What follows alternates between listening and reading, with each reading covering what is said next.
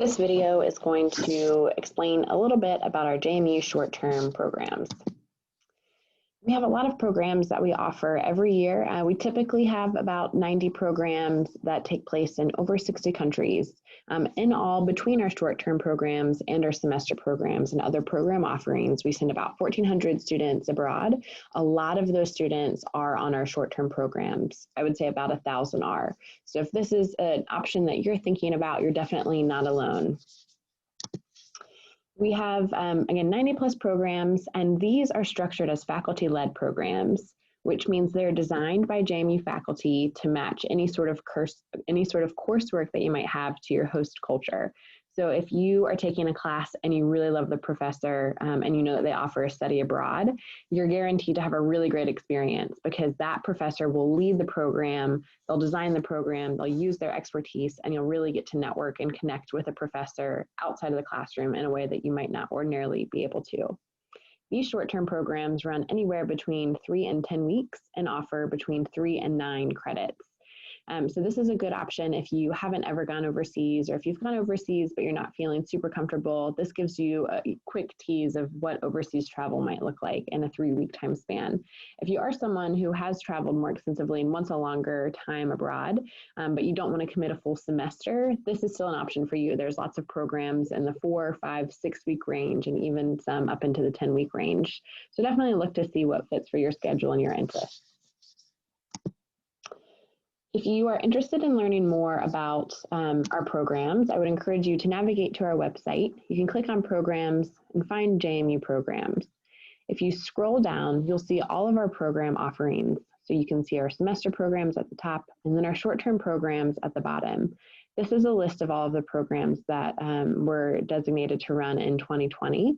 And as you can see, the list scrolls on and on and on and on. If you click on any of the links, you can see more information about the cost of the program, different places that you might stay, obviously the dates, and then any other additional details that will be helpful in making your decision. Also on the individual pages is where you can apply to go on the study abroad. So what does a short-term study abroad program cost? You'll pay your regular JMU tuition, which is anywhere between 3 and 9 credits, depending on the program. And so this would be 3 credits of in-state tuition if you're in-state, 3 credits of out-of-state tuition if you're out-of-state. And then there's a program fee. So the program fee depends on the kind of program. So some of our programs are as low as a $500 program fee, and some are as high as several thousand. So obviously, if you're going to a more expensive place in Europe, it might be a more expensive program, especially if you're going to be there for a longer time.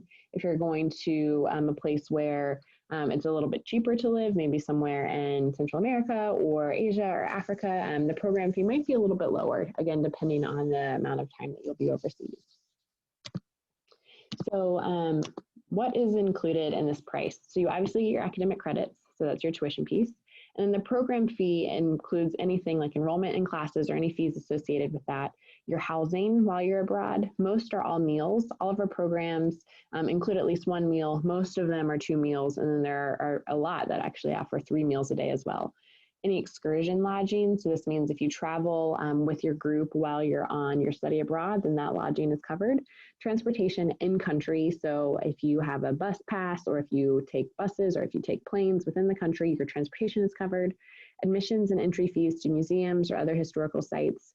Unlike your traditional classes, some or all of your books are included in this program fee as well. And then any other program activities that are linked to the study abroad are included in that program fee. So you can see why there might be a range of 500 to a couple thousand. Things that aren't included include your airfare to get to the country. If there's airfare required in country as part of your program, that is covered under the transportation, but to physically get from the US to your country is not included. And then any other personal expenses, so obviously your passport, any sort of free travel that you do, or health expenses. So this really is a 3-part payment. So your tuition, your program fee, and then your airfare. To learn more about other study abroad programs or to dive into answering some of your questions, I encourage you to go to our website where you can see the kinds of things you can click on to learn more about our types of programs, or you can search programs by specific courses, by major, by location, and then you can also learn some information about our advising, so how to get started with the advising process and how to set up an appointment with an advisor. If you do want to search by your major, which I recommend for your short-term programs to narrow down the list, You can search by major and then you'll find something that works for you. For health sciences, for example, you'll see all of the JMU programs that are offered and when they're offered, and then any other programs that we think might be of interest. If you have any other questions, feel free to email studyabroad@jmu.edu. Thanks so much.